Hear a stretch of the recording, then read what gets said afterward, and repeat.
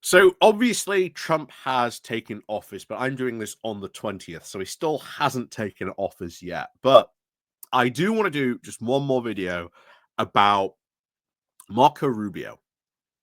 And I know, who is Marco Rubio? Well, Marco Rubio was at one point cited as someone who came in after Obama won and was known as like the bright future of the Republican Party.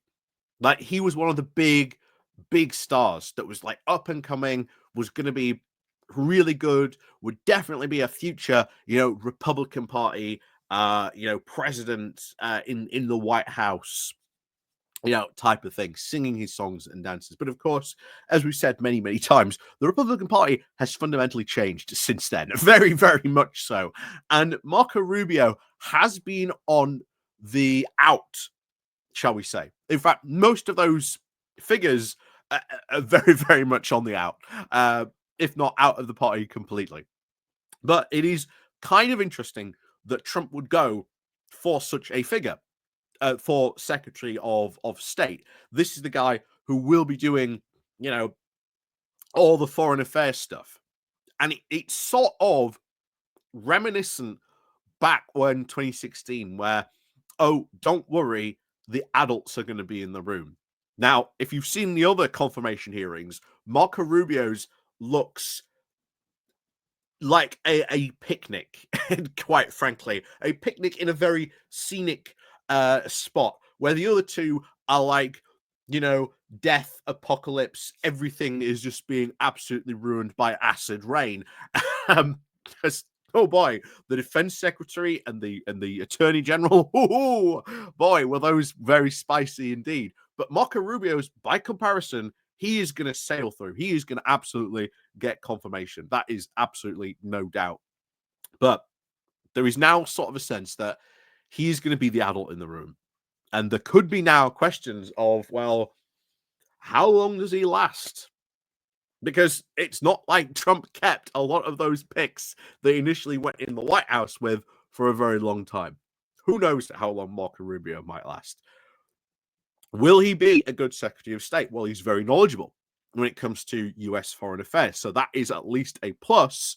However, I don't agree with him for everything. But of course, you've got to remember, you've got crazy Trump calling the shots and sensible Marco Rubio, who might be able to at least temper the wildness, the unpredictability, and who knows what else we're going to see foreign policy-wise coming from the US for the next 4 years. That's, of course, if he lasts the full 4 years. So before we do get into this as well, please do remember to click on the like, the share, the subscribe button, and of course, down below, there's the Patreon page, there's the Buy Me Coffee link where you can buy me coffee, the YouTube thank you button, and of course, there's the Pony Club down below as well. So let's go on to this. So the world braces for Trump, hoping for the best, unprepared for the worst. So this sets up like the state of the world today. No one knows what's going to happen, but alliances now are going to be rapidly changing over the next year or so. I think that is certainly very true. So Western allies of the US are now braced for the return of Donald Trump. Still hoping for the best, but largely unprepared for what may prove to be a chaotic and disorientating at the worst. The run-up to his inauguration has now set off the Catherine wheels of signals as Trump has now turned up the volume of tariffs against Canada, China, and Mexico, vowed to buy and, if not, invade Greenland and the Panama Canal, and use his leverage to press Benjamin Netanyahu to accept a Gaza ceasefire that the Israeli PM has resisted since May.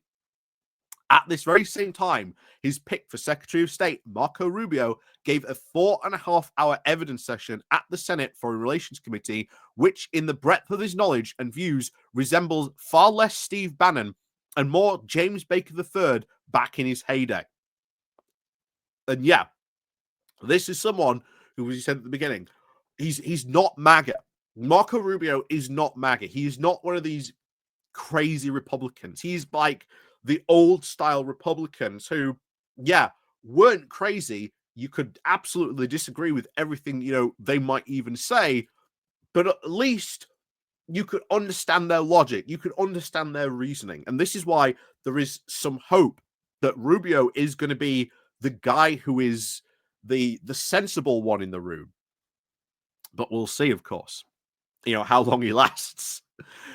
So whether, of course, Rubio and the State Department will hold sway on foreign policy over other agendas and court favors now of the plethora of special envoys is already a question now in Europe, which will depend now heavily on the Chief of Staff, Susie Wells, and the National Security Advisor, Mike Waltz. Seeking signals amid all this noise, distinguishing between the threats and the passage of action, as opposed to now bargaining bluster and the looking now for rationale for administration of decisions that is already now keeping confounded and foreign diplomats of Washington up at night. Trump has become more candid and unpredictable as his modus operandi. He told the Wall Street Journal, for instance, that he was pleased that President Xi of China, quote, respects me because he know that I am at least effing crazy. Again, not something really good to be respected for because, oh yeah, he's crazy, yeah,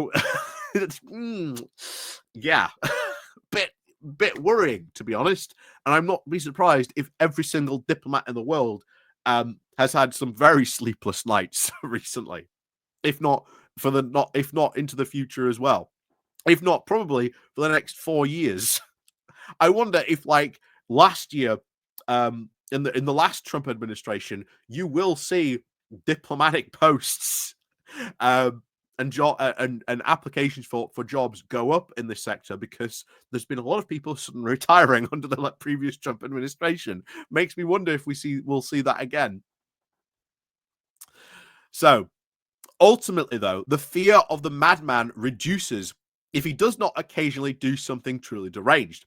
For that reason, many expect Trump to start his administration fast and trying to unsettle his opponents and prove his America First approach has substance. On day one, he cannot hope to end the Ukraine war in 24 hours, start mass deportations, or even slap 25% tariffs across the world. But he is expected to reveal what foreign countries are in his sights, starting with Canada, China, and Mexico. So those countries certainly are in his sights. What he intends to do with them, who knows? All these things, like putting these big tariffs, this speaks to Trump's strategy of saying, I am going to go for the most extreme version, but in reality, I want this. And if I get that, then I can sell it as a win because I forced them to move because they were worried about me threatening that extreme position. But the problem is what if these countries then go, well, I'm not, bring on those tariffs, this is thing. What if someone calls his bluff? Canadian diplomats, obviously, must be now stunned to be thrusted now into the front line alongside China that have spent much of the last week camped out in Washington trying to bend the ear of Republican senators. Despite these internal divisions, Canada does claim to have at least 3 tiers of reprisals drawn up on $150 billion worth of US imports if Trump launches his trade war. And like I say, we've said this before, Trump doesn't seem to think that countries won't retaliate. If he does put these tariffs on Canada, as you can see there, oh yeah, here's $150 billion worth of US imports. Good, yeah, deal with that. That's our threat. And like I say, this could be the year where, or at least this time, someone calls Trump's bluff. And who knows what could happen then. Mexico's president, Claudia Sheinbaum, also conferred with the Latin American foreign ministers on Friday to devise now a common Trump strategy. She says the country now has consular plans in place if mass deportations begin. So all these countries from, again, Latin America, Mexico, all prepared just in case, if these mass deportations, if he is serious about going through with that, these countries are prepared for it. China has also been preparing its reprisals for over a year and looking for allies. Dr. Channing Berpi, a South Asian fellow at the Research for Chatham House think tank, predicts that alliances will now attempt a mixture of appeasement, strengthening resilience, and retaliation, as well as now middle powers stepping up to try and preserve free trade, just as they did in Trump's first term. But in Europe, where popular hostility to Trump is now greater than anywhere else, the foreboding is great. The German economic minister, Robert Habeck, gloomily predicted that the US tariffs against the EU will be framed to damage German industry. Even the transatlanticists, such as Friedrich Maltz, widely predicted to be the next German chancellor, have argued that EU unity is now the prerequisite if the opportunities for a successful relationship are to be exploited. More generally, European diplomats now insist that they are not clutching at straws when they said that the Trump administration policies may be more nuanced than his rhetoric. And this is what we saw last time. Remember Trump's big thing. So in 2016, Trump threatened 30% tariffs. So there's your threat, there's your extreme position, but settled for renegotiating the North American Free Trade Agreement. So there's your middle position. Rather than just opening on, we want to renegotiate NAFTA, he said, I'm going to put 30% tariffs on you. But then he got that renegotiating, and then he could sell it as a win. The EU, of course, did eventually avoid tariffs on cars by agreeing in 2018 to buy more US liquid gas, soybeans, and similar offers will, of course, be drafted this time. And this is where Marco Rubio comes in, because remember, I think Marco Rubio, for as long as he is around, again, how long ever he may last, he is going to be quite potentially, possibly having to mediate, or at least maybe, should we say, jangle the keys to distract Trump from some of his more wilder and crazy policies. So the transcript, of course, Rubio's state confirmation hearing is also now being cited as a sign that the US is not about to pull up the drawbridge. His evidence now repeatedly referred to the US's global role and importance of cultivating alliances, even admitting a preference to cooperate with Mexico over fighting drug cartels. So there you have evidence out in the room. However, Trump is still calling the shots. How will Marco Rubio be able to deal with that? And if Trump starts to get annoyed at Rubio, does he then sack Rubio and replace him with someone who's a lot more, shall we say, loyal, as we've seen with the case with the defense secretary and the general and the attorney general? Yeah, things could get maybe a bit wilder on the foreign affairs front. On Ukraine, it is true that he said the official administration position was that, quote, the war had to be brought to an end. And that required territorial concessions by both sides. But before a ceasefire started, Ukraine needed to be in a strong bargaining position, Rubio said, adding that Vladimir Putin had what had done by invading Ukraine was now unacceptable. He said Putin's goal was now to have maximum leverage so that he can basically impose neutrality on Ukraine, retrofit, and come back and do this again in 4 to 5 years. And I am so glad, I am really glad Marco Rubio brought this up, because this is something that should be brought up again and again and again. If, like, for any reason, like, Ukraine is left in this neutral stance, Putin will retrofit, rearm, and then try this again in a couple of years' time. And the Ukrainians will be in another war to defend their territory. Meanwhile, he'll be coming back trying to take more and more territory. And of course, his eventual aim is just the complete and absolute annexation of Ukraine. That is his ultimate goal. He has not been quiet about that. But if he can do it a bit at a time, then he is prepared to do that.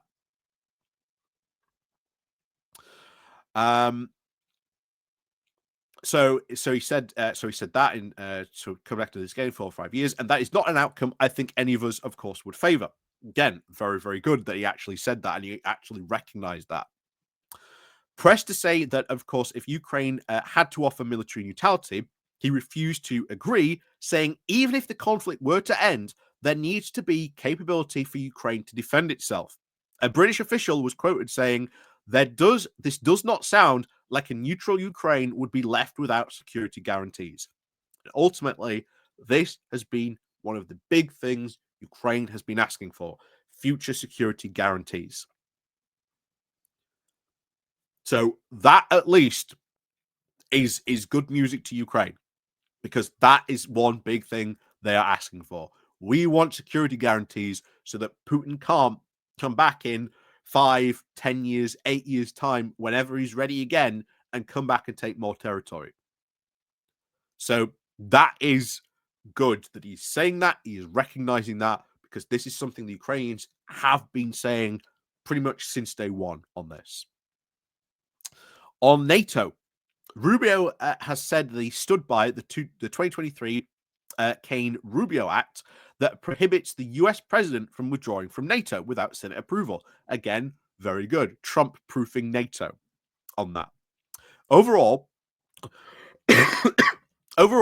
his demand that Europe contribute more to its own defense is very very familiar, and many refrain of any US politician over the past 2 decades. Only once did he hint now at bigger security recasting when he was asked, should the role of the United States and NATO in the 21st century be primarily a defensive role or as a backstop to aggression? With countries in the region now assuming more of that responsibility by contributing more.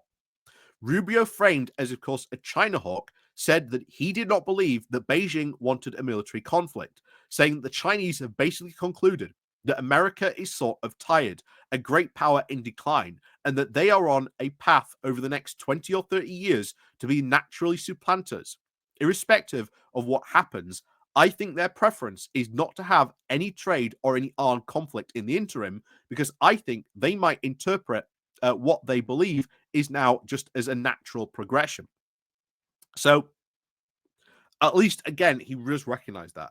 But there's stuff out there saying that, Xi basically has up until 2028 to actually take Taiwan, because after that, then China is going to face a lot of demographic problems increasingly after 2028 on that front, because again of their two-child policy.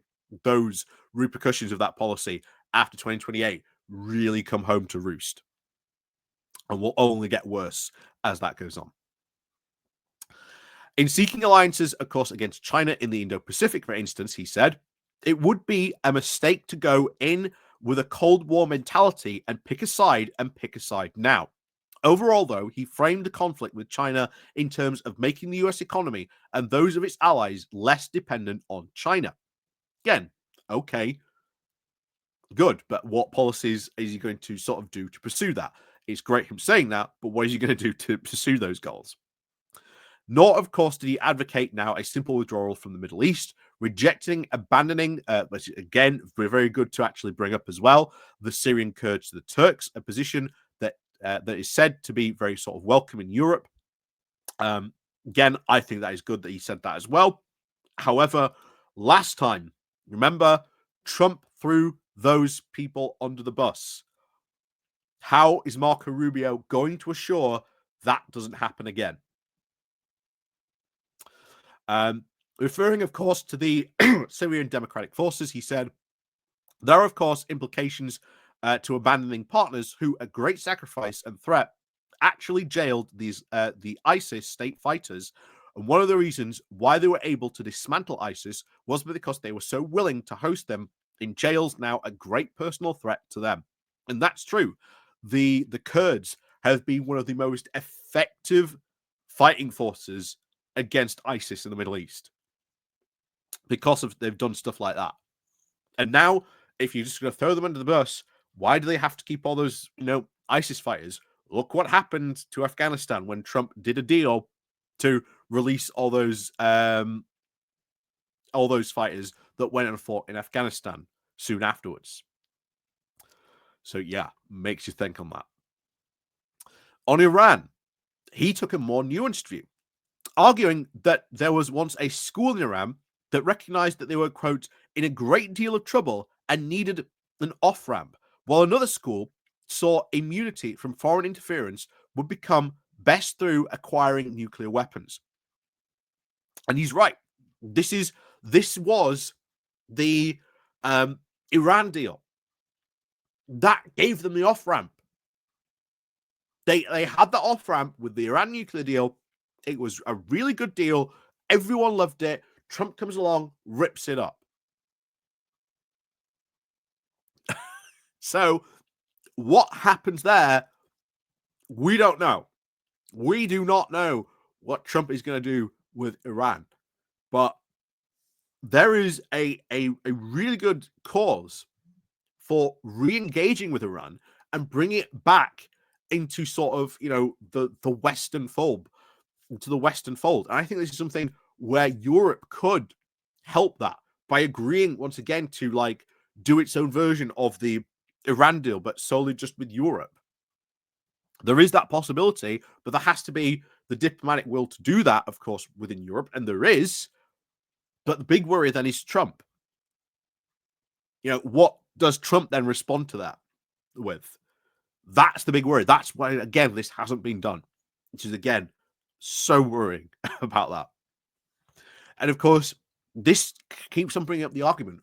What if Rubio is just incapable of playing well with Trump, or Trump starts to get annoyed at him because he's not doing what he's told, or he's not achieving great winning results? How long does he end up lasting? And then who does he bring in after that?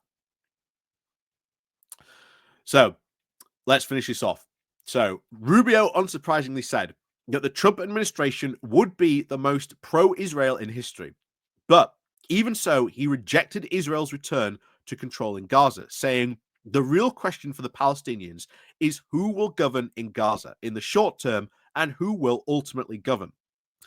Will it be, of course, the Palestinian Authority or some other entity? Because it has to be someone. He also agreed with the outgoing Democratic administration that a genocide was underway in Sudan and that meant the US needed to raise it with the United Arab Emirates, saying that they are now openly supporting an entity that is carrying out a genocide. But this is the big question. Do Rubio's views matter? That is, again, we'll find out. We'll find out very, very soon how much Rubio's views matter. We will find out very soon indeed. The former Australian Prime Minister Malcolm Turnbull has also warned that in the new US administration, there will only be now one decision maker, Donald Trump. Turnbull's advisors that as an executive orders now pour out of the White House next week, many of them now will be hostile to US allies.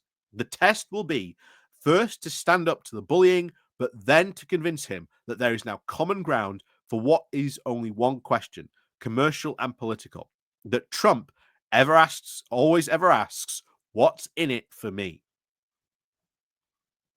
So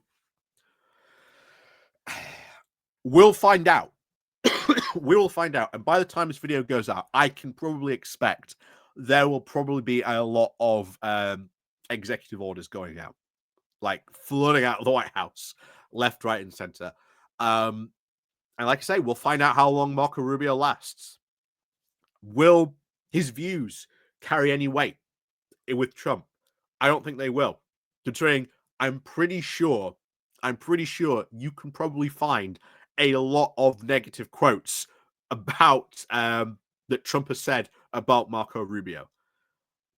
Because I guarantee you he might not last long. Because, hey, you saw the last Trump administration. Trump was very happy to fire people if he didn't like them. So how long does he last? Who then does he get replaced with? What does then that mean to US sort of foreign policy and how that could affect us here? So we will find out. We'll find out probably very, very quickly. Because I think when was the first person get fired from the Trump administration? I'm pretty sure it was like 6 months in. I'm pretty sure it was like 6 months in. So, like I say, we'll probably find out who gets fired first. Maybe that would be an interesting sweepstake. Who do we think is going to get fired first? So, as always, before we leave, like I say, thank you very much, everyone, for watching. Do click on the like and subscribe button if you are new. Hit the bell, of course, so you get notifications when we drop a new video. And, of course, there are links down below. Patreon, Buy Me Coffee link, YouTube thank you button, and, of course, the Pony Club down below. And, of course, as always, we'll see you all next time.